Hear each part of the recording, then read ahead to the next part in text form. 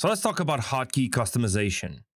Now, in order to access your hotkeys, you can tap the Customize button on the top right corner on your iPad. And if you have a compatible keyboard with your iPad, you can now access this hotkeys menu, and it will show you every single default set hotkey, such as like the S key for draw size and Control or Command D for divide.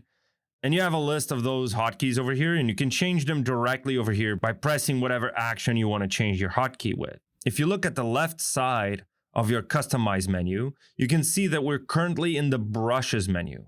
So now if we go to Brushes, we can access each brush.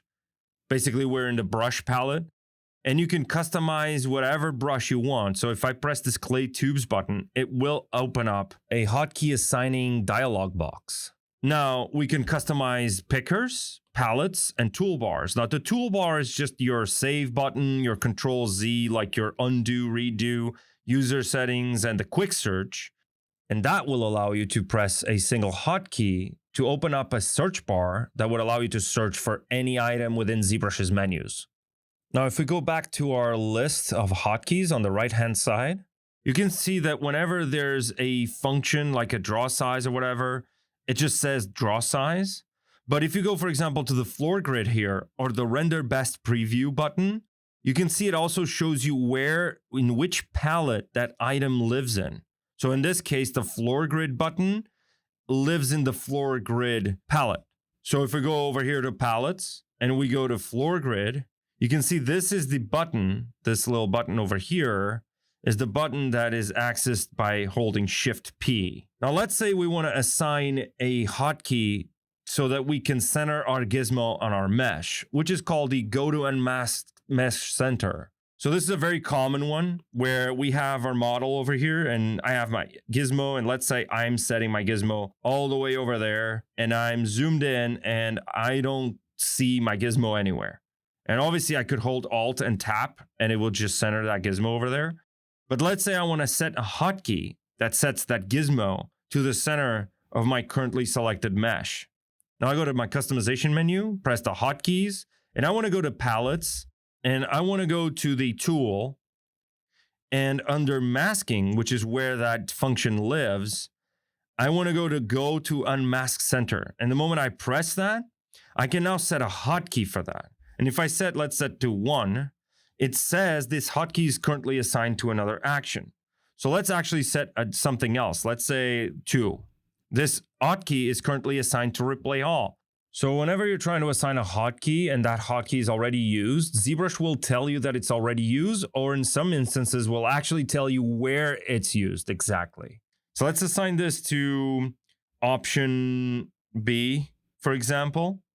And now if I press the confirm key and go done, now I'm rotating and I'm like, I don't know where my gizmo is. If I press then option B, it will just jump my gizmo to the center of that mesh. Now, if I have symmetry turned off, you can see it just centers the gizmo on that mesh. Now, another thing that we have to keep in mind is that if we're assigning brush hotkeys on our hotkey menu, let's say I want to assign the move brush. So if I go down here, you can see that in the brush pickers, we have not only the brushes picker. So if you click assign hotkey to whatever you have set over here. So if I go to picker strokes, I can assign a hotkey to strokes. Let's just assign the 1 key for now. It doesn't matter if it's going to replace that hotkey. And let's press the confirm.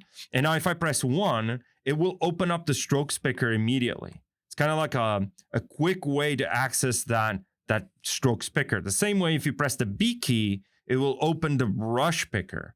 Now, it's a good segue to talk about brushes. So if we go to hotkeys and we go to brush, we can assign obviously change the hotkey for that brush picker.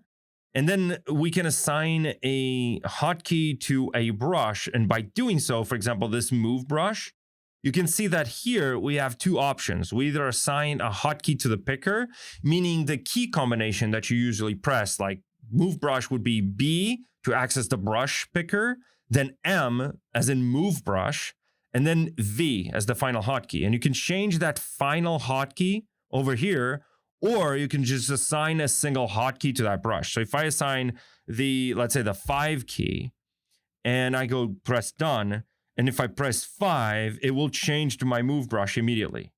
Now, if I go to my custom hotkey bar and go to chisel, for example, and I want to set the chisel brush, I can go B, C for chisel, and then set the whatever key I want over here, or I can just set another hotkey. And let's say I choose 6, for example. It is also important to keep in mind that you can save, import, or export these hotkeys, and they're cross-compatible between the desktop and iPad. If I have a lot of saved hotkeys on the desktop, I can import those hotkeys and it will set them over here and then add to it. And if I want to set a bunch of hotkeys in ZBrush for iPad and then export them out and make them work on the desktop, I can also do that by pressing this export button. I can restore defaults over here. And that's basically it for hotkeys. I hope you enjoyed this video. Thank you so much for watching, and I'll see you in the next one.